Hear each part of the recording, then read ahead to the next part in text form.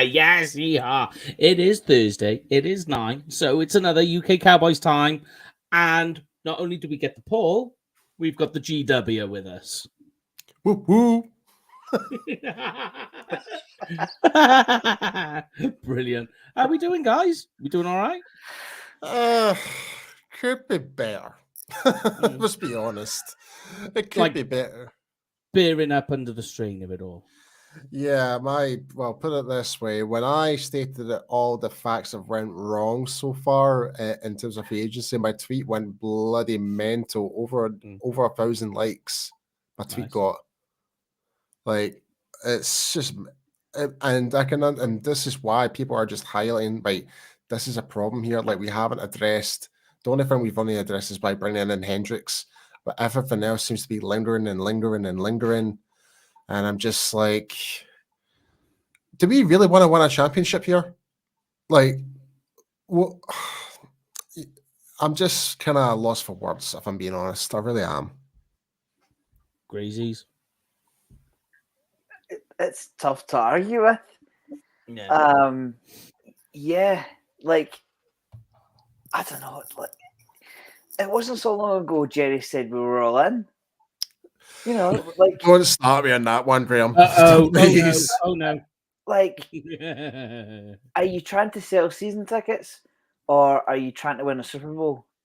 See, that's a good question, though, Graham. When you think about it, if Jerry's saying all in, right, and we're seeing XYZ, LVE retiring, Gallup gone, Gilmore's not coming back, XYZ are all gone, McCarthy's on his last year, Zimmer's on a 1-year deal, Dak's negotiations has not been happening, Lamb not happening so far, Parsons happening not so far.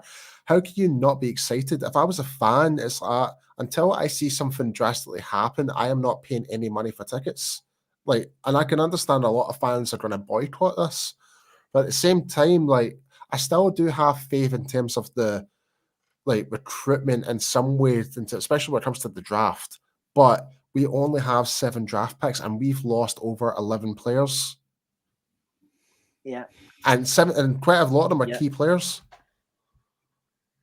I know. It's. I've heard it referred to as silly season, like. Agents will say a lot of silly things. Players will say a lot of silly things, and the teams will as well, obviously.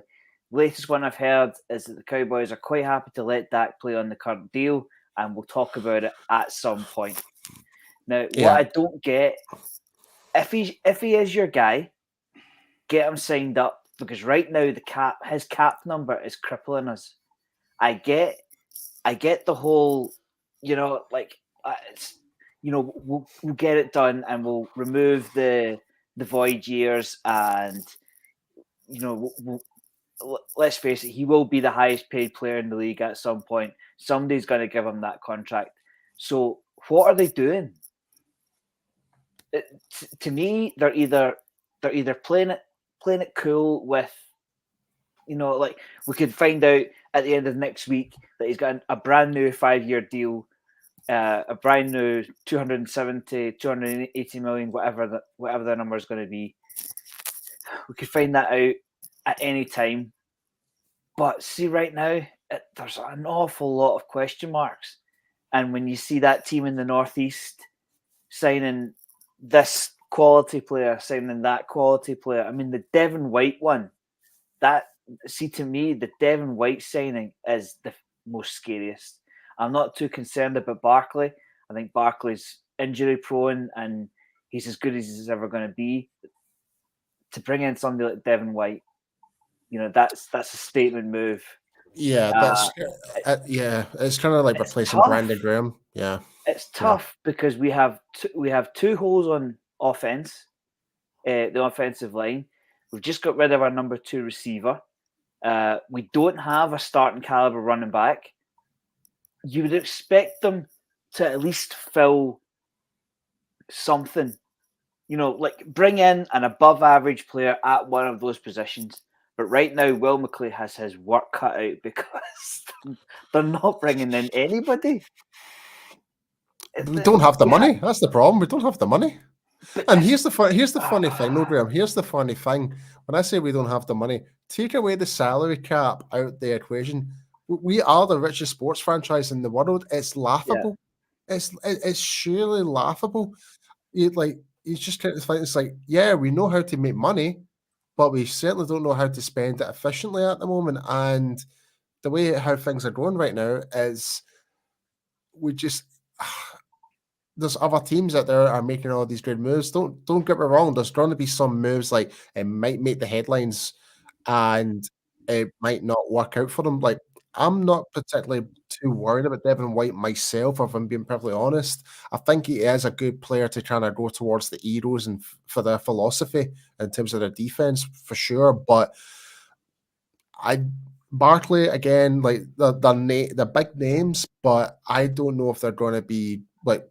Because, well, let's be honest, with in terms of Saquon Barkley, he's going to be number 2 running back behind Jalen Hurts. So I get that Mike's only asked one question, and you can tell the two of us are fired up. But is there not a case where, like, you just round off so many reasons there, Paul? Like, Dak's on his last year. They haven't signed CeeDee Lamb yet. They haven't extended him. McCarthy's on a 1 year. Does this not all point towards a new head coach in 2025 and a truckload of money to use? Yeah. Is it not pointing at that right now? It feels like a rebuild. I think it is. Me and Mike talked about this in the World's Team 2 weeks ago now. I believe. Last week, I think, actually, last week. Well, I think it was even before that as well. It could have been. But I'll read out my tweet, the one that got a lot of attraction. So, no new Dak contract, lack of free agency activity, Mike McCarthy on his last year of contract, Mike Zimmer on a 1-year deal, LVE retired, Pollard gone, Hankins gone, Tyron Smith gone, Dorrance Armstrong gone, Tyler Biadasz gone, Michael Gallup gone, Dante Fowler gone, Neville Gallimore gone, Bonner-Jenny gone, Stephen Gilmore not re-signing, Cooper Rush on his last year of his contract, no Micah Parsons extension talk yet, no Lamb extension talk yet, and only 7 draft picks. It's not fun to be a Cowboys fan at the moment. Yeah. Just had a quick check at next year. $90 million in cap space. Yeah. Dead cap, yeah. No, cap space. No, cap space. Cap space. Spending power. But here's the trouble, right, Gray, when you say that. Yes, they do. But if you have a look at how many players they have. Oh, very little. They've got like 31 players under contract. Yeah, again, points to let's start again. Let's bring in a hot new offensive coordinator that's just taking his offense to the playoffs and give him a truckload of money to go and spend. In my opinion, they'd be silly not to get all 3 of them done. But see now it's a stage where, say you do restructure that, say you do extend Dak and you give him the 55, 60 million, whatever ridiculous number it's going to be. I'm not having a dig at the number. That is the going rate for a starting quarterback, and Dak is at least. Nobody can argue with me that Dak is not at least a top 15. He is certainly a top 15, top 5, top 10. We can discuss, but he is definitely above average. And above average quarterbacks, no matter who they are, as soon as they get their deal done, they go straight to the top of the tree automatically. So yeah, I totally agree with you. Here's the thing, right? Remember when all the media says, yeah, Dak's not really that good. Now the media is saying now because the Cowboys are in turmoil, it's like, yeah, Dak could be a fantastic, he's one of the best players that were to go on free agency. Like giving him all the praise is like, what a bunch of turncoats. Yeah. You know what I mean? Yeah. But yeah, it's just, but I don't know. So anyway, how are you, Mike? Hi. I didn't even say a freaking what.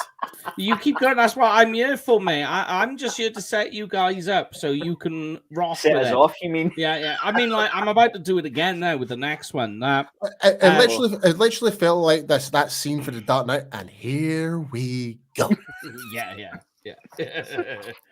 But I mean, like, let's strike some of the comments Jerry has made this week, right? So let's start off at the top of the tree, right, with Dak. So we have contradictory comments, and those have contradicted themselves again, right?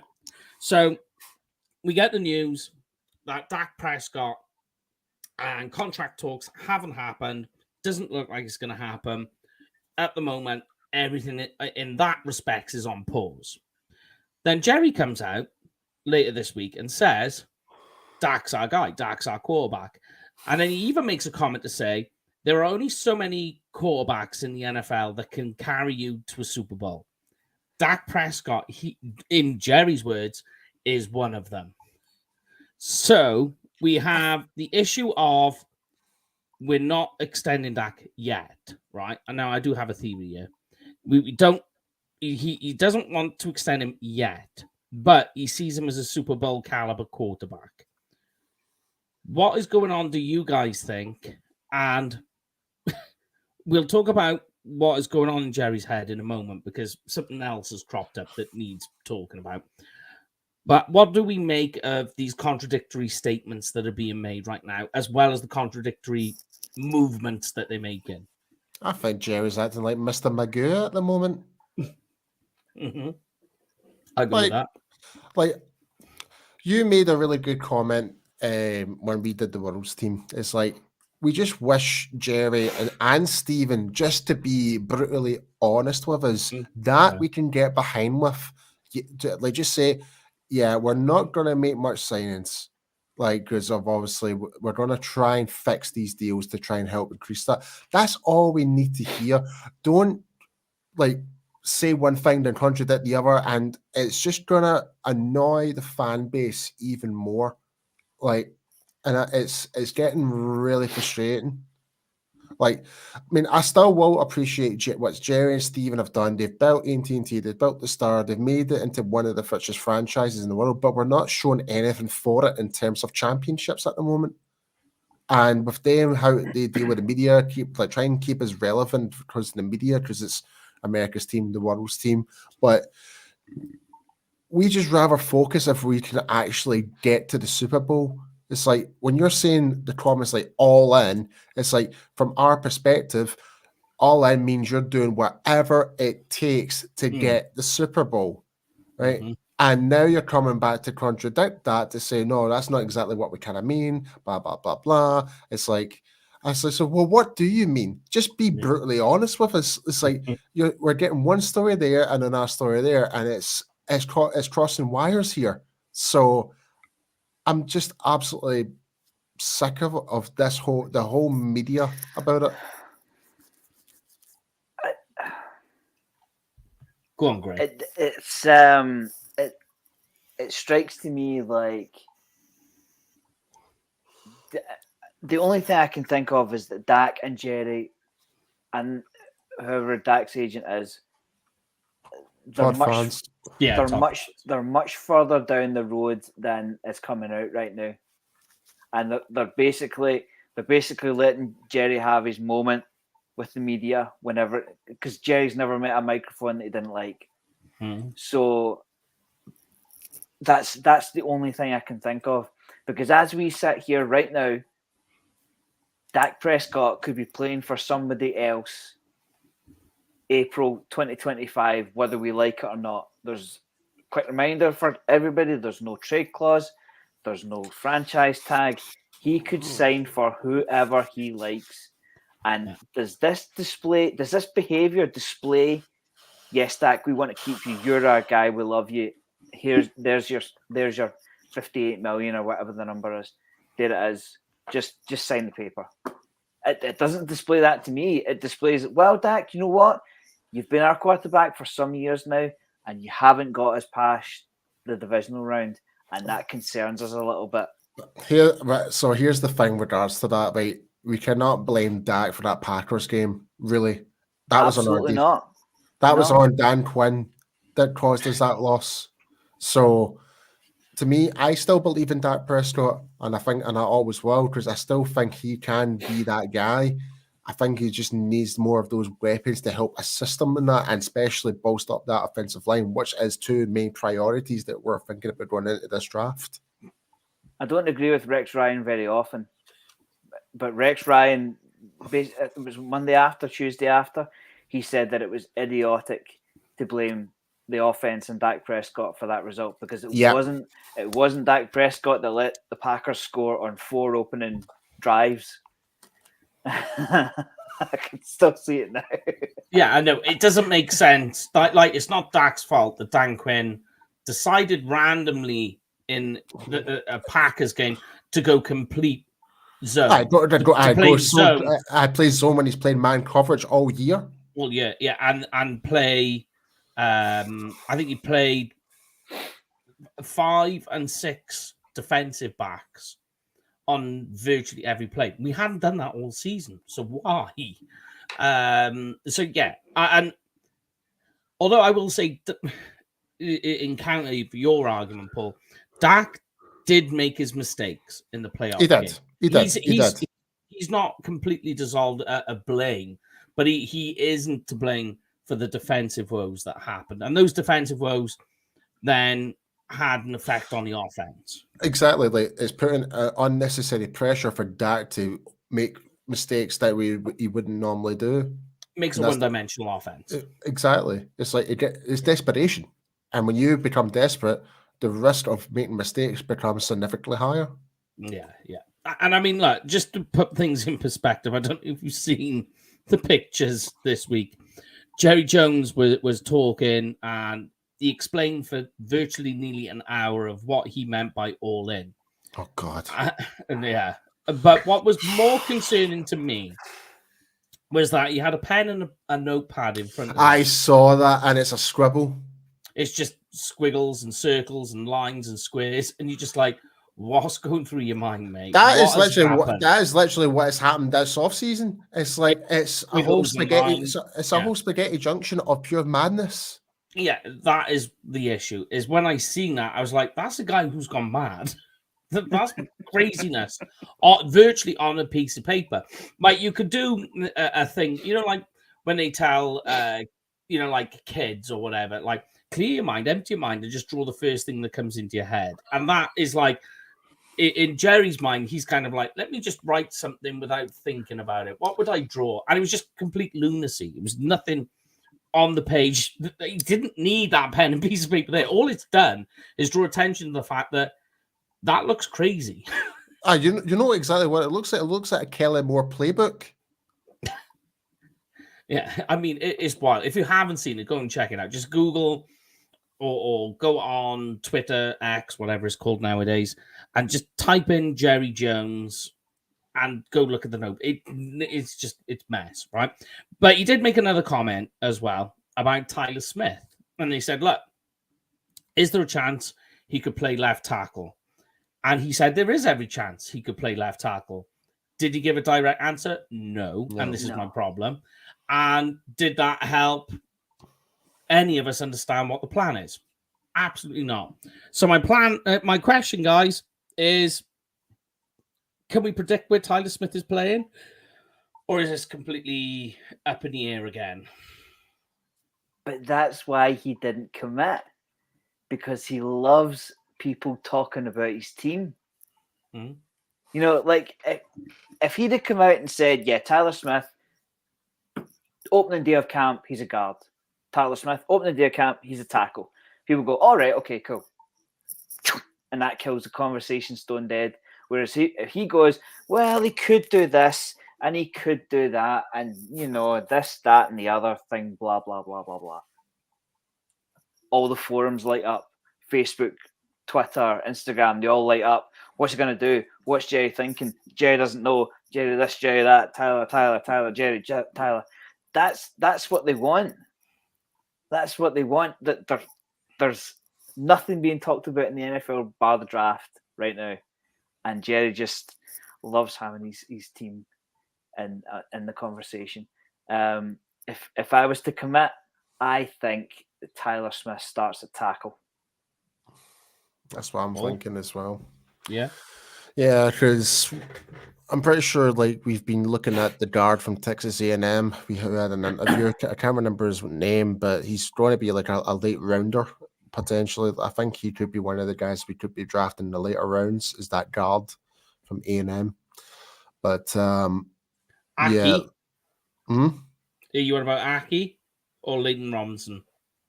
God, give me a wee moment. I'll get his name because I put him on my mock draft. Hold on a minute. Well, Paul's looking that up. My reason behind Smith at left tackle, I think how many times I've said that, Smith at left tackle is because I don't see a viable left tackle left at 24, 25, 26, no matter whenever the Cowboys actually end up picking on the night. I see more interior people like a Graham Barton. Mm-hmm. You know, you move Smith out to tackle, you put Barton at guard, possibly centre. He has played centre before. So far I'm reading. Started off at tackle.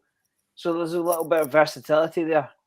And you've certainly got the trust in Tyler Smith. Been there. He's not a freshman. He's done it before. He's had a year of play. So at least a year of play. But it's a mess.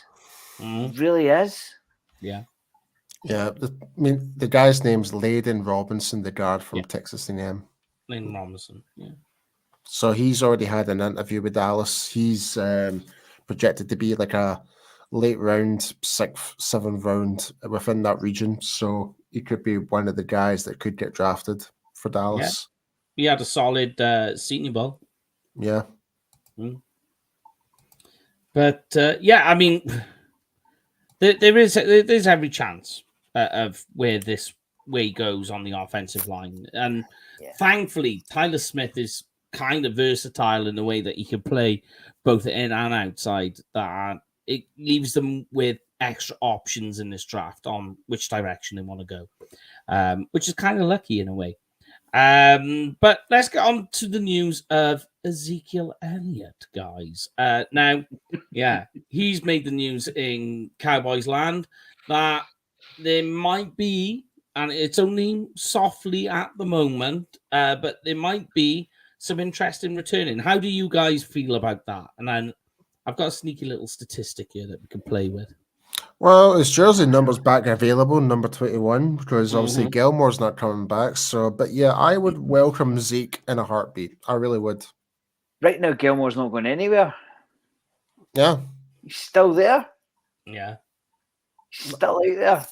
For me, nah. If it, like, obviously the Patriots weren't too impressed either. I think moving on from Zeke was the right thing to do. I fully agreed with the decision at the time. Maybe not in terms of cap number, but that's what happens when you restructure a contract so many times. You're going to pay a sore penalty sooner or later. This just sounds like keeping fans on side. I wouldn't say that, Graham. The reason that I would bring him back is because it all depends on the contract. He will not be a number one running back if he was to come back. Who we do draft is likely going to be the starter because of fresh legs, the youth, the first 5 years rule, pretty much. If you're a running back coming out straight across, that's going to be your best years. Zeke's going to be in more that pivotal goal line, short yardage type of running back, like which we kind of lacked last year. Like, we do have Dowdo, I guess, as well, but we need something different. And whoever we do bring in, if it's like a Trey Benson, Estime from Notre Dame, or could be even Jonathan Brooks, which I'm not particularly that too keen on, if I'm being perfectly honest with you, because of the injury concern. So, but whoever we do bring in, lightly, the chances are we are going to draft a running back, is likely they're going to be fighting for the starting role. And if we were to bring Zeke back in, he will likely be a backup role, which I have no problem with. But it would be a bit of a win-win in a way for the fans to see Zeke again, but also Zeke will still be playing with his team. He'll still be playing with Dak. He'll know the system to help these other guys like Zadus and stuff like that or whatever and that. So I'm more than down for that. So I know where you're coming from. It doesn't grab me at all. Last entire season, 642 yards and 3 touchdowns. But that was the tail end of the season, pretty much. He didn't really feature much at the start of the season. Remember? Here's my biggest problem, right, with the Zeke thing, right? I'm with you, by the way, first of all, Paul.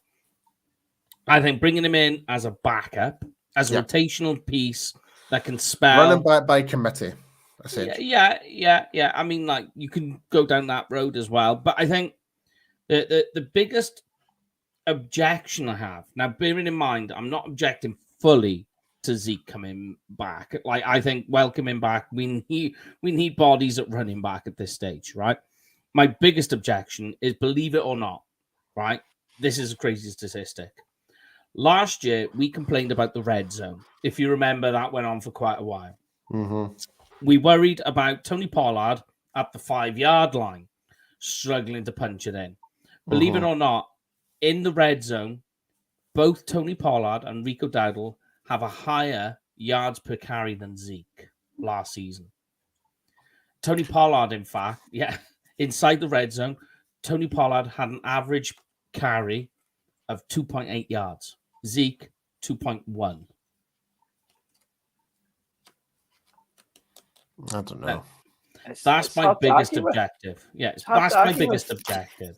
Does this talk not just scream? Never mind who the Eagles have brought in. Never mind that the Redskins have signed most of our B-list players. 21's back. Buy your tickets now to see them. That's what it screams to me. It doesn't scream, is Zeke Elliott the best thing for the Dallas Cowboys? This is all about 21's back. Get your season tickets now on 1-800 da-da-da-da-da. He spent 1 year with the Patriots. He hasn't re-signed with anybody else. That's basically, to me, it's the Cowboys have no running back. Zeke Elliott's available. Let's put the two together. That's all it says to me. I'm gonna slightly defend Zeke on this part though, when it comes to the yards per carry type of stuff. Bear in mind, it's the Patriots right now. They're not the Patriots as they were before. Their offensive line is not as good as what we have. Bear that in mind. And also, they had Mac Jones, they had Zappa as the quarterback as in terms of handoffs, and not to mention Zeke did join him pretty late on, at the start of the season essentially, and for him to play catch up, and he did eventually get some momentum at the tail end of the season. That's where he got most of his yards from. So from that regard, I thought, all things considering, I thought he had an okay season. But when you put it all as one piece of paper, it doesn't look great, obviously. But when you break it down, it's not bad.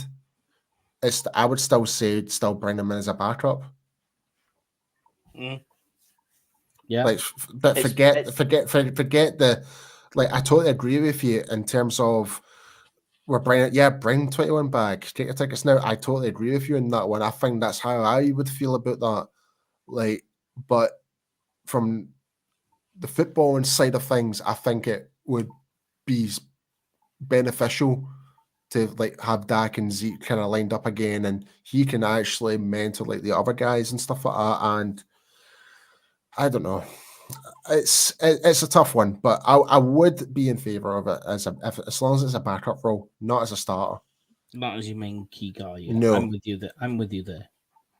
Yeah, but I agree with Graham also with the whole media part of it. I just don't like it. Yeah. All right. Well, would Zeke come in as a backup? I think at this stage of his career, I think he would just rather call it a day. I think he would take every opportunity just to kind of to come back. Yeah. Because he did say way back in the past when he was still in his rookie contract, he would love nothing more to give Dallas Cowboys a Super Bowl. Whether he still feels that same way about it, then okay, cool. If that's how he truly feels, then great, bring him on board. But if he's just there for a payday, then we don't want a bloody Dantari Poe on our hands. Well, talking of running back, guys, I'm going to give you some names, right? Yep. So the first name I'm going to give you, Jonathan Brooks, right? I know you already mentioned it, Paul, and you've got your reservations, but believe it or not, we're talking 30 visits right now. Jonathan Brooks is a 30 visit. Yep. Now, I know we got our reservations, and I'm going to give you one little bit of optimism towards the whole Jonathan Brooks thing, right? He's a guy that they're going to have to use if they want him to take in the second round. We know what the Cowboys are like on their second round flyers. They like to take on these guys that have a checkered past, right? But going in their favor, the ACL surgery that Jonathan Brooks has just had was done by the Cowboy surgeons. I can see Paul's stomach churning right now.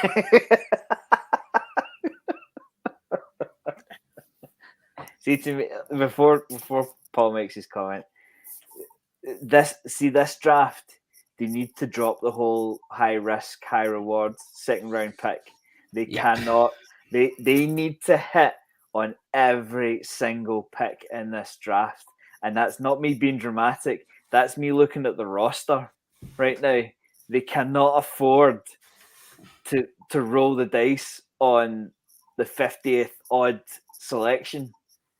Your second round pick is meant to come in and start day one, and he has to. He simply I don't care what position he plays. Your second round pick from this year's draft and your third round pick from this year's draft have to start for the Cowboys.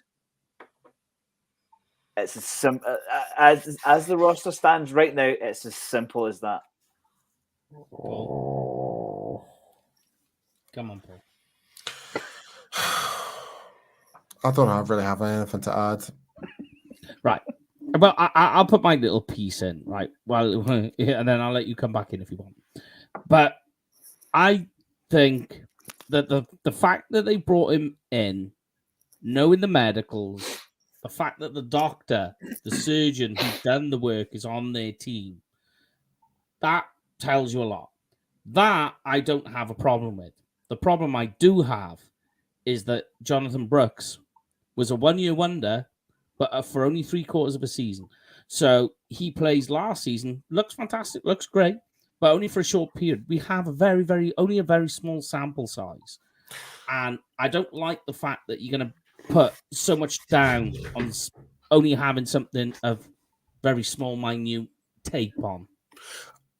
I will say, from a positive standpoint in terms of that, though, there's not going to be as much wear and tear on him. In saying that, I just contradict myself. He just bloody had an ACL injury. Forget what I just said. But you mean in terms of like longevity, because of the fact that he's taken so few snaps? That obviously the year before he didn't take that much. But I think, but the ACL would actually kind of destroy that theory, essentially. In one sense, yeah. Because what you also have to take into account, which we kind of have to do with Diggs, which we kind of have to do with Tony Pollard, which is what we kind of have to do with Michael Gallup, is post ACL, you don't know really what kind of play you're getting back. Some guys take that, although they come back, they take that next year of just trying to refine and rejig themselves. Some guys, like with Michael Gallup, that athleticism just never comes back. So you just never know. I think that's the problem.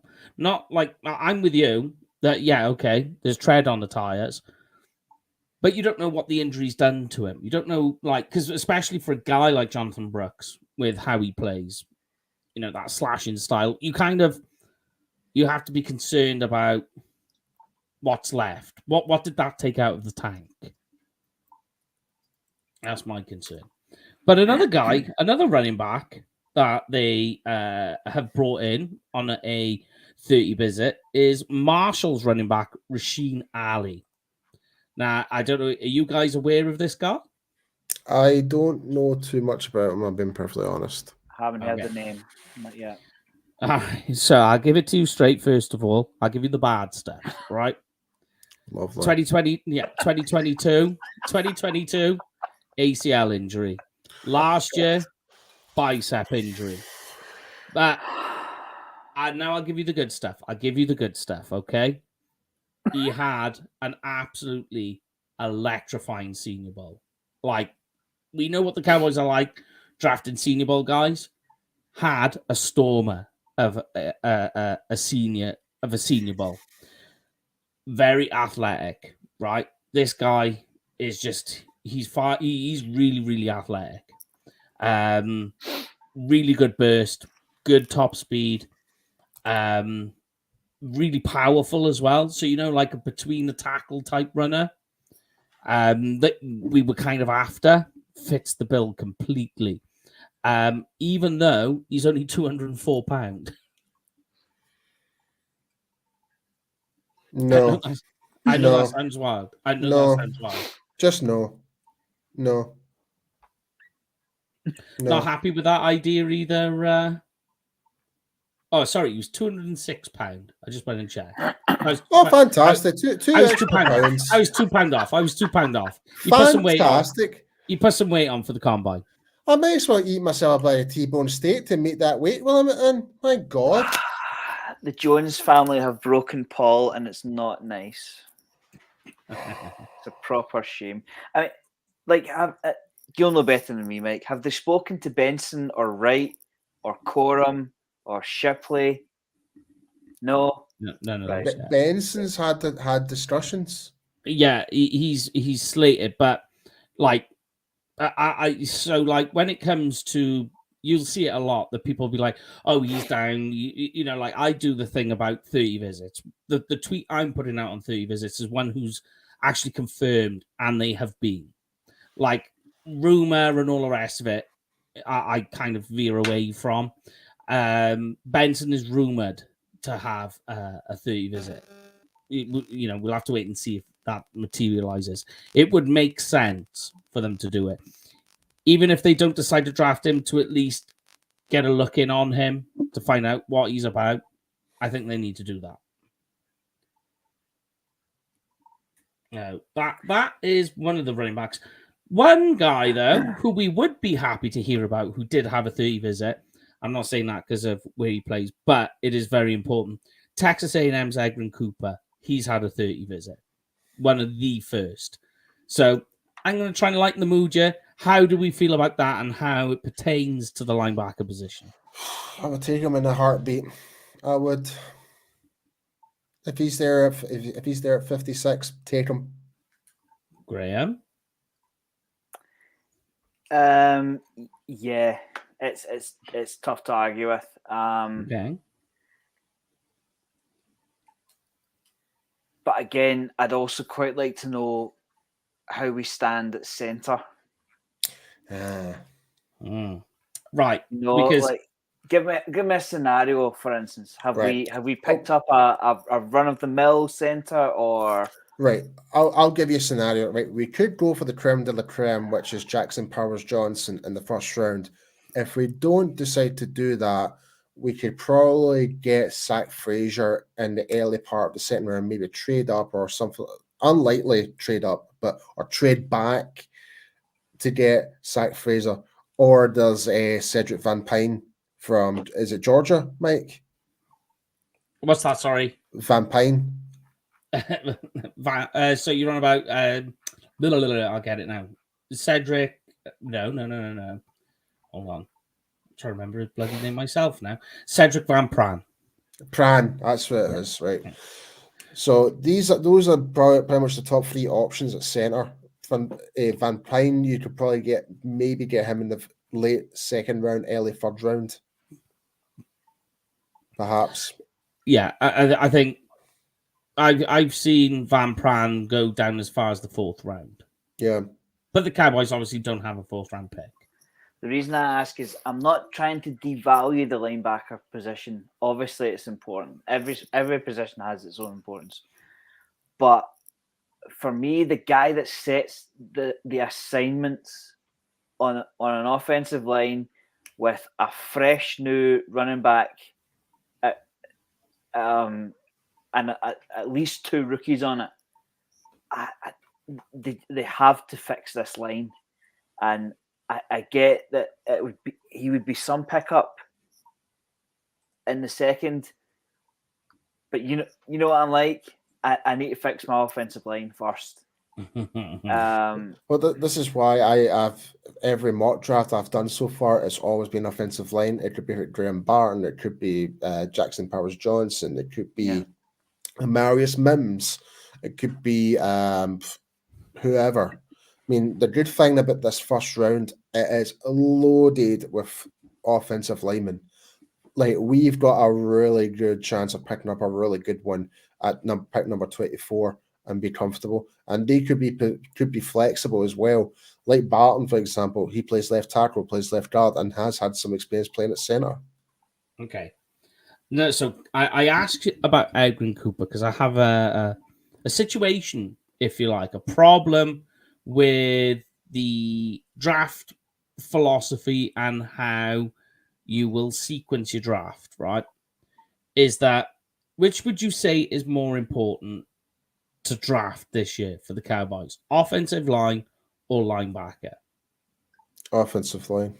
Offensive line, and it's not close. Okay. Which is deeper? Quality offensive linemen or quality linebackers in this year's draft? Quality offensive lineman. Quality offensive lineman. Okay. So if we draft an offensive lineman in the first round, we could have theoretically got, because it's so deep, the guy in the second, where Edwin Cooper is ranked the 44. He's ranked in the database as the 44th best player, right? So if he doesn't make you to 56, you lose out. And we just said that there's plenty of offensive linemen, not so much in terms of off-ball linebacker. So if you want Edwin Cooper, who is the best off-ball linebacker, you're going to have to take him in the first. But it doesn't mean that you're going to miss out on a quality offensive lineman in the second. I'm not going to lie. I'd be mad if we picked him up in the first round. You're going to miss out if you don't. He's not going to make it to 56, I think. But there's the Notre Dame linebacker I quite like as well. That would be an option as well. Lalafu, I think his name is. Oh, right. Yeah. I know what you're on about. And I'm pretty sure he's due for a visit. I'm pretty sure. Yeah, I know what you're on about. Maurice Liafu. That's the one. Yeah. I'm pretty sure he's due for a visit as well. Mm. I mean, I would after watching his highlights, he's literally a linebacker version of Troy Polamalu from what I can see. Yeah. 240-pound linebacker. Yeah, and that fits the build of Mike Zimmer's defense, big, stocky linebackers. But I'm going to ask Graham, I'm going to go back to this theory of first round Edwin Cooper. You could take him, that fills your linebacker, and you could just take the rest of the draft with who you want.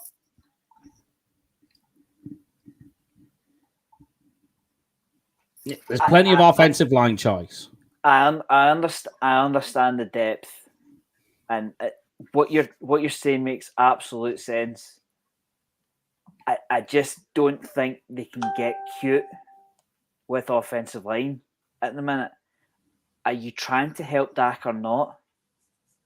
Would be my ultimate question. If I can get the fifth best tackle and the second best center, that would suit the way I wanted to play more than having the best linebacker and the 10th offensive tackle and the 12th, the 4th center. Do you get what I mean? Mm-hmm. I don't.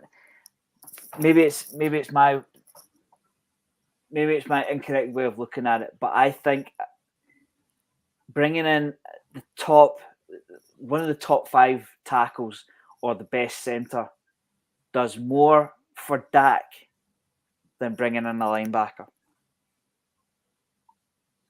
But I totally get the theory that offensive line is deep, and if they can bring in somebody top at linebacker and somebody that's good at offensive line, I would rather get the best I could get as opposed to right who's left type idea.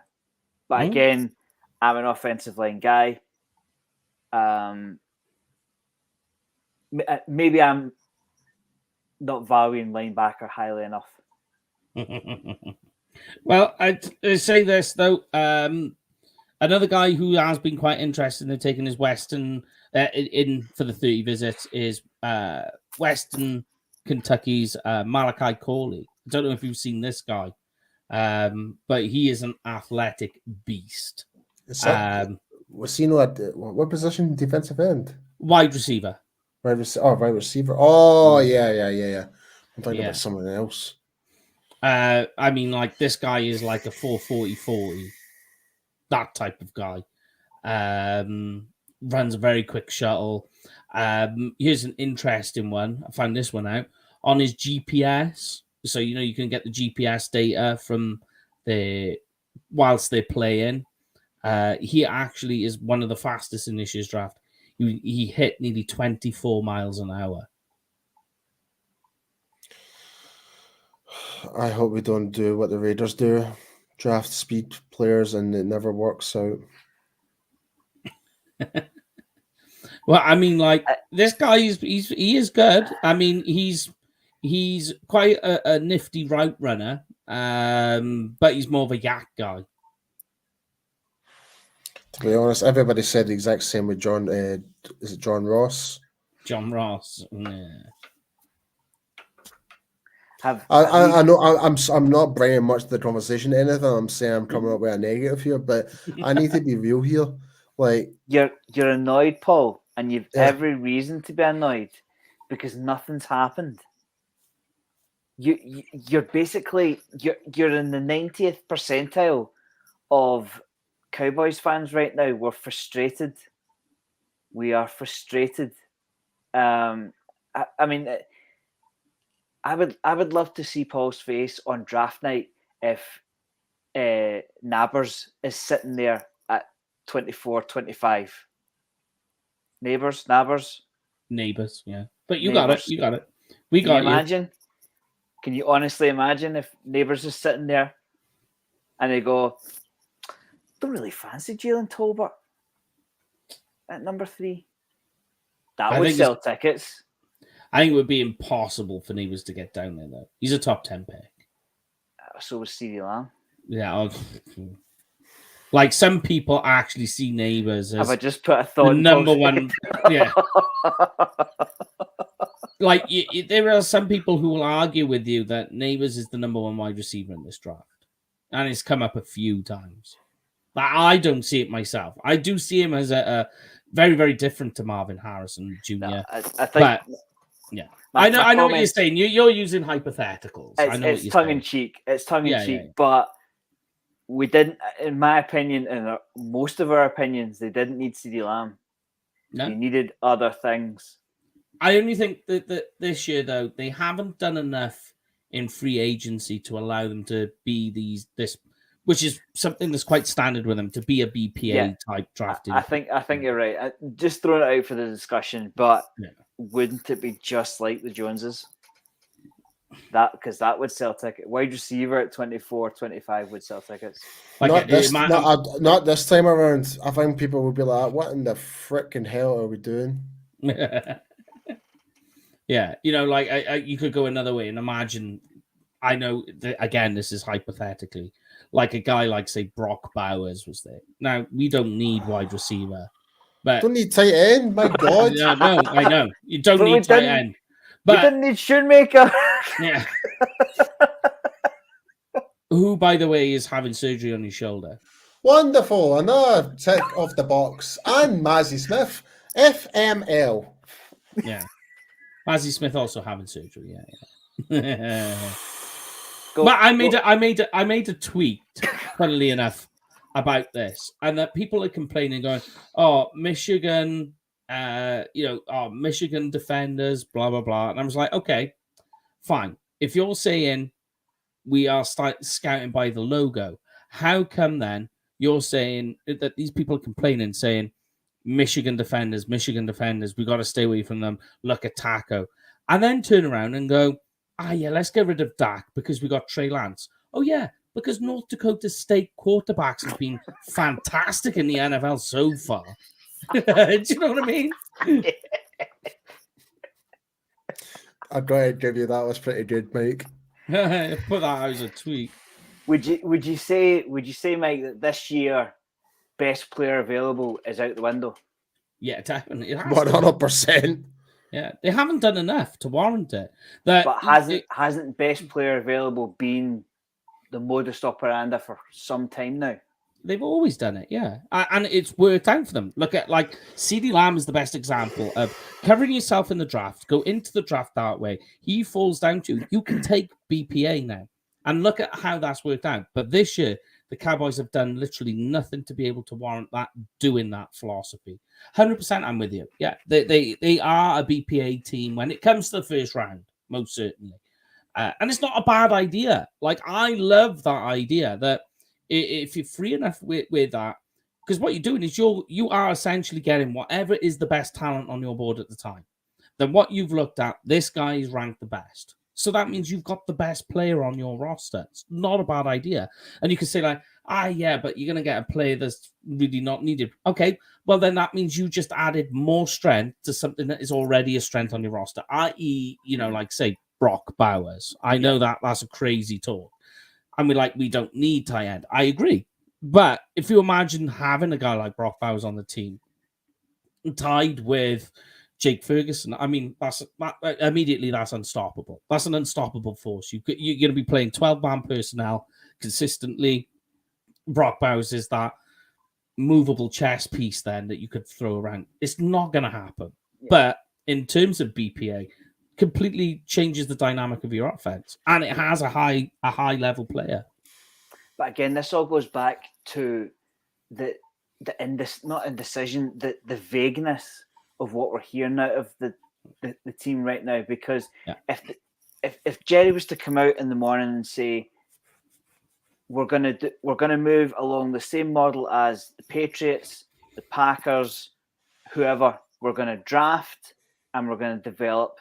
We're not interested in anybody's B list or C list that nobody else wants. We're going to build through the draft and hopefully get to the Super Bowl that way.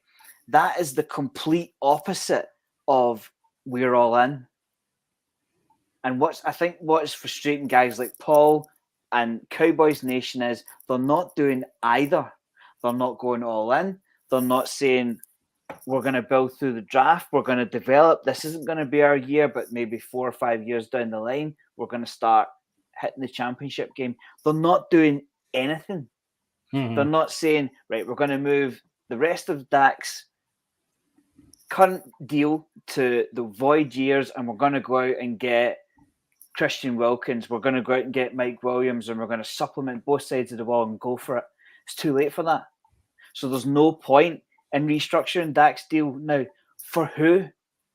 They're all gone. Unless we bring Gilmore back, who, let's face it, nobody else wants, because he's still sitting there. It's a rudderless boat. Stephen made, I think it was Stephen Jones that made the comment, basically saying it's like with Gilmore being available, it's like we'll kind of wish him the best or something like that, something along those lines. So that was an indication that Gilmore's not coming back. Yeah. Wow. I know. I know. It sucks. I mean, can you imagine they brought Stephon Gilmore in for $2 million? We couldn't even afford that. That's the frustrating part. I do have, because I've literally just done an article, right, on 5 bargain basement guys. Right, hit me with it. Yeah. So cornerback. Sorry, not quarterback. Quarterback? Behave Yeah. yourself, mate. No. Slap on the wrist. So cornerback was one of them. And one of the guys who you can get relatively cheap for about $2 million on the Bucks was Rock Ya-Sin. Oh. 27 years of age. Now, I went and checked the statistics. He's not a guy who's going to get you many interceptions. The Cowboys don't need that. They've got two guys who led the leads in interceptions in separate years.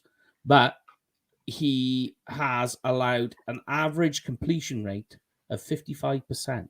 He's more of a shutdown corner. He's a guy who can help. And he was with, I believe, off memory, he was with Baltimore last year, and they just didn't utilize him. They didn't put him on the field. He played hardly any snaps, which is why the price tag is so low. Interesting. Do you know I got another guy on that list that you will like, Paul? What? A guy who could place J-Ron Curse, that can help in coverage, sub-package linebacker. And I know you like this guy. Really cheap. $5 million on the Bucks. You can get him for roughly. Isaiah Simmons. Oh. He's currently a free agent. And here's a big one. I don't see the Giants re-signing him. So Wink is obviously gone. They've got a new defensive coordinator. This new defensive coordinator loves to rush. As opposed to with Wink Martindale, it's rush with a lot of numbers. So it's a lot of blitz packages. It's just like it's trying to overload the offensive line, which is why Isaiah Simmons was the odd man out, because he's not really this type of guy. But I think that even more so going forward with what they've got now makes him an odd man out. They don't know how to utilize him. But this guy, right, run I think it was a 4.3 440, had like a 1.5 split, was elite in all the hops, ended up with a RAS score, right, Paul, of 9.97. Imagine that with Micah Parsons. You put him as the guy for J-Ron Curse. You leave Marquise Bell in the sort of role he was in last year. You've got Eric Kendricks playing the run stopper. Just solved a big problem at the linebacker position with one guy. Has Kerr signed somewhere else? I don't believe so yet, but they're pretty much moving on from him. But what do you think of the Isaiah Simmons idea, Paul? Potentially.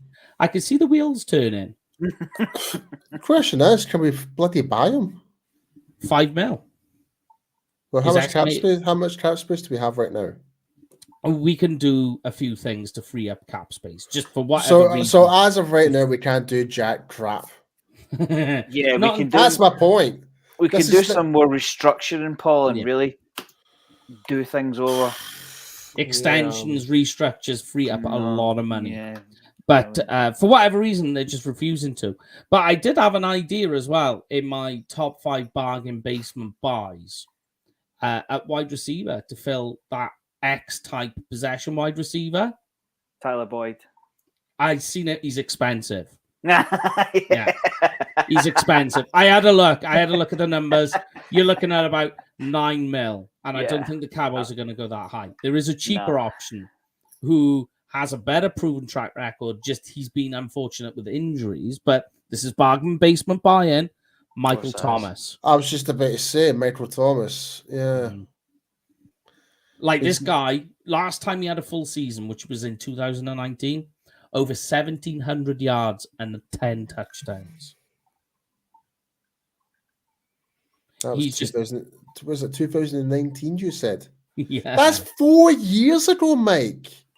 It's bargain basement buying, mate. If he was done that last year, he would be out of the price range. Yeah.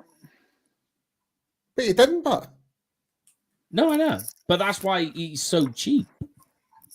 How much we're talking? Let me check. I believe it was about 3 or 4 mil. No. I would even incentivize that, if I'm being honest with you. Like, for a guy that's not really, like you said, since 2019, not had a full season, he missed out one whole year, I believe. No, he did. I can't justify paying a guy that's not played a full season in 4 seasons, $5 million. I can't justify that. It would have to be a minimum veteran contract I would give him. So what about if you did that, but you threw in a load of incentives? 4 mil, 4 mil per. He's estimated at. No. No. No. I wouldn't do it. I can't spend $4 million on our third receiver when we've holes at guard, tackle, center, tackle, and running back. I can't do it. When you've got $6 million in cap space as they do right now, which is not enough for your rookie class, and then you've got to bring in Thomas on $4 million. Nah. See, this is the problem. Is that we want these cool ideas of what players to bring in, but we can't do jack crap right now. And this is the frustrating part. Like, we want, like, even just to try and create content right now, it's just being pure negativity. There's nothing to be excited for and nothing to show all the positives about right now. It's, yeah.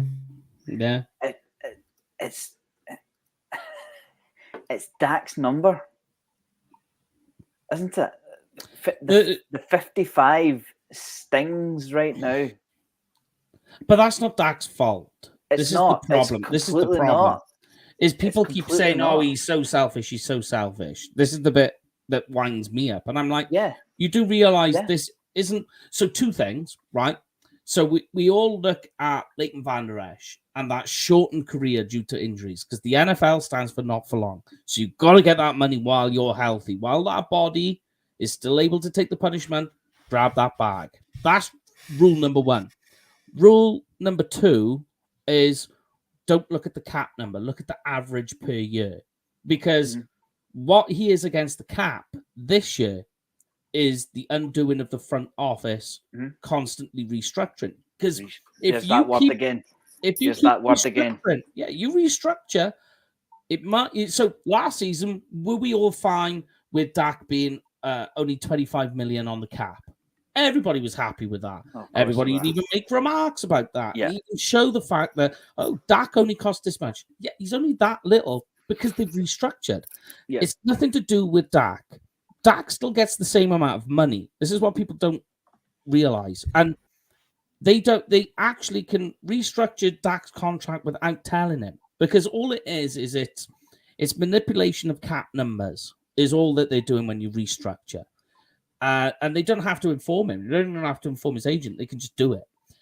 Dak still gets his money. Doesn't make a difference. But then this year, against the cap, that's how it looks. And this is what happens when you start kicking the can early on the contract. And that's where we're up to. Plus, there's the Voyagers. Plus, they restructured him again this year already. So now it's onto the Voyagers even more so, which means that if he finishes with the Cowboys this season, he has now essentially more dead cap once the contract's over. That's not Dak's fault. $40 million next year, and he's not even a Cowboy. To not play on your team. Oh, the times of us laughing at Carson Wentz is now finally coming to bite us in the ass. But not through any fault of our own. It's on the front office. Of course it is. That's all it's on. Of course it is. Yeah, because here's the thing. He could have got Dak at $35 million per year a couple of years ago. Yeah, if they'd done it earlier. I made this comment on one of the mailbags as they asked the question about worst case and best case scenario. And I was just like, look, the best case scenario truly, really, is that year when they decided to franchise tag Dak, they should have got a long-term deal done then. which means that this conversation we're having this year would have been last year and would all been over and done with. And we're moving on. And you think they would have done that contract. Dak then goes out, leads the league in touchdowns. Front office looks like a genius. Yeah. That's all I'm going to say to that one. Yeah. I mean, you look at that. That crazy number of 40 million for next season when he's not even a Cowboy. As things stand, he's not a Cowboy. You put it into the scenario, right? We're going to give him say they agree on a 5-year deal, whatever the number is. You divide that 40 million by 5 years. You spread it out, 8 million, next to nothing. That's fine. You forget about it and we move on. But they haven't done that either. No. Yep. It's the inaction that I think is winding us up the most. The irony is what are they doing? You put void years on the contract. What you're doing is you're taking a gamble, but you're also saying that, look, yeah, okay, we're going to put these void years on your contract, but we can play with that on your next contract, which is why it's kind of a gamble. You're gambling on a number of things, that there's no decline in production, there's no decline in health and durability. You're going off a number of factors, because what you're also doing is you're saying, once that contract's over, this particular one, or the active part of your contract, we'll renegotiate then, because we don't want this hanging over our head. It's almost a little bit of a semi-safety net for that particular player, in this case, Dak. But then if you're not going to continue to keep him, then be prepared, because you put these voyages on there, not Dak's fault, but because you put these voyages on there, you're now going to have to take up quite a considerable chunk now of dead cap. Mm-hmm. That's what you're going to have to do. This is supposed to be about the draft show, and we're talking about the front office pretty much this whole episode. Well, here we go, right? I will say this, Paul. Me and you did some mock drafts at the start of the week, and we got some heat on my draft. Oh, you did? Yeah. Because and I did it on purpose, and this was before the Dak news came out, that with the last pick, because of how Mike McCarthy is with quarterbacks in the final pick, I took a quarterback with the final pick grade. People were a little bit upset, saying that's so stupid, there's bigger needs. Literally about an hour later, when it came out then, Dak and the front office haven't come to an agreement for a contract. Now you're kind of like, now it makes more sense. Yeah. But we'll strike a really good mock draft on Saturday's show, Paul. Yep, absolutely. All I'll say on that one is that Mike McCarthy drafted Aaron Rodgers at 24 when he had Brett Favre. Yes, exactly. Dak's going into the last year of his deal. They haven't extended him. I mean, like, the one thing I will say... Is it completely wild? No, but... I don't think it is. I will say, though, that the Aaron Rodgers thing, while Brett Favre... Like, Green Bay kind of, once Aaron Rodgers fell that low to them, you'd be mad not to take him. Like, that was just crazy. What if Drake May falls to 24? I'm done. I'm done. It's all silly season. It's all silly season. But what are they doing with Dak? If he's your guy, extend him. I don't get what they're waiting for. Because at some point during the 2024 season, Dak is going to go, do you know what? I don't need this. I've had enough of this. I'm going to go and play. I'm going to go and play for the Cardinals on 55 million. Stuff the lot of you. I don't need this. What are they doing? If they would just extend Dak, forget all about him. If they would just that's what I've said. It's like what I would prefer is like, I don't want what I said, my very words was no half-baked ideas.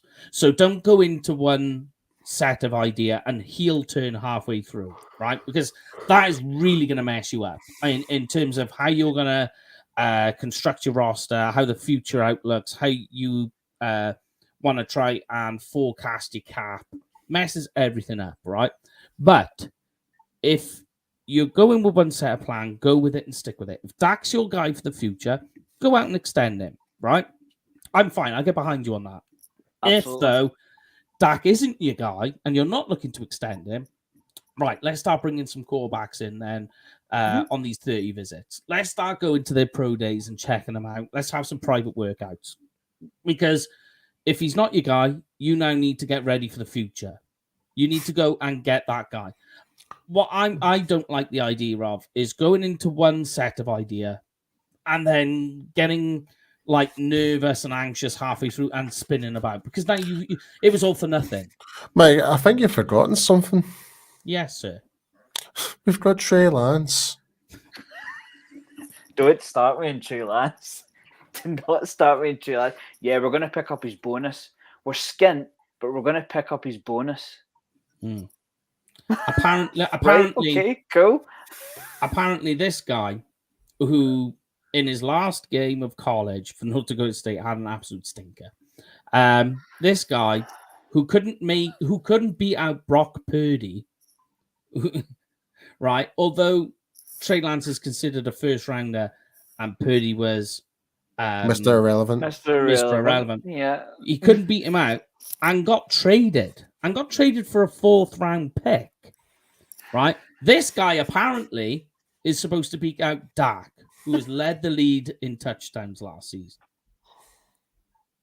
It just blows my mind that people have that style of thinking.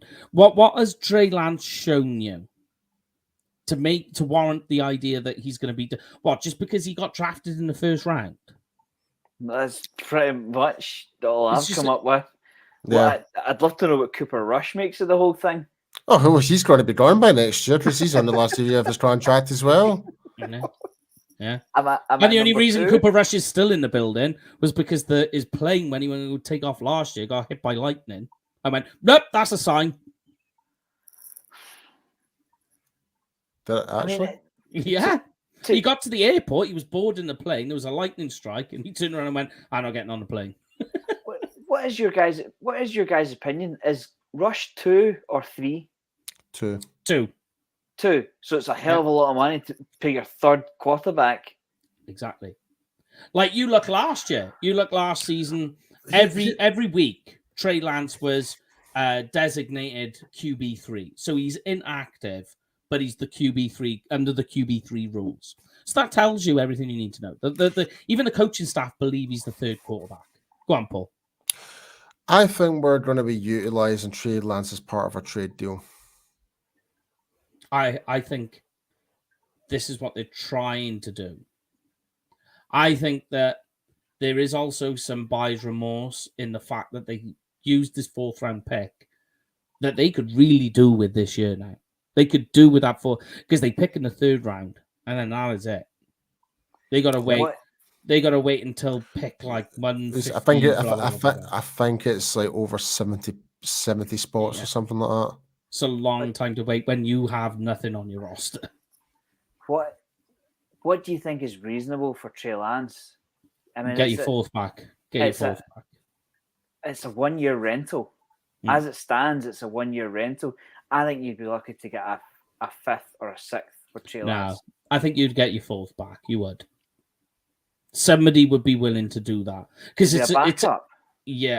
Because it's such a quarterback hungry league. You have to kind of semi overpay. Hear me out in this scenario, right? Yeah. We actually trade back, say, that works. Like 4 or 5 places, but we also we also trade away Trey Lance and we pick up an extra 2nd and an extra 4th. Yeah, works. So we've now got 2 2s. Yep, 2 2s, a 4th, a 3rd and a 4th, and we still keep our 1st round as well. Yeah. I'd love the idea. I love the idea of moving back to 33. Oof. The first pick on the 2nd day, you've got the whole night to think about it. No, I don't know. Jerry won't do it because you don't get that 5th year option. He loves the 5th-year option. Yeah, because he doesn't pay his talent. Yeah, He just holds on. He just holds on to it. He holds on to it too late, and he has to franchise them. Yeah, that is true. Mic drop. But I tell you what, guys, because we've rattled on long enough, let's finish on a high. Let's finish on a happy note. How are you going to do that? All right. Go on then, Paul. Hit me with it. Oh, yeah. But I don't have the energy to do it tonight, man. I really don't. All right, go on, Gray. Go on, Gray. If you're planning to see the Dallas Cowboys pull a rabbit out of the hat next year,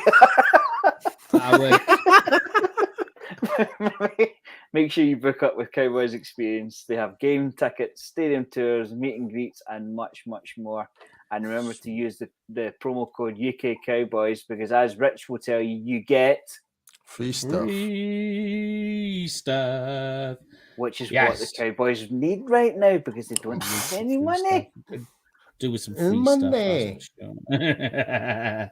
All right then, guys. So yes, we will be back on Tuesday for another episode of the Prospect Project, where we're going to look at some plays in this year's draft. So that will be the same time, 9 o'clock UK time on Tuesday. Obviously, don't forget to check out Blog in the Boys, where you'll see me and Paul on the World's team as well. So have a great weekend. Stay safe, whatever you get up to. It is Easter as well, so get plenty of chocolate eggs in. Oh, I'll certainly be doing that. Like my food comfort right now. Chocolate eggs, I like it. So yes, make sure to do that. But of course, I started the show off with the first word. So these guys are going to have the last word. Have a great one, guys. Stay safe. See you on the other side. You think in the room? Yeah, it's do something. Just do it.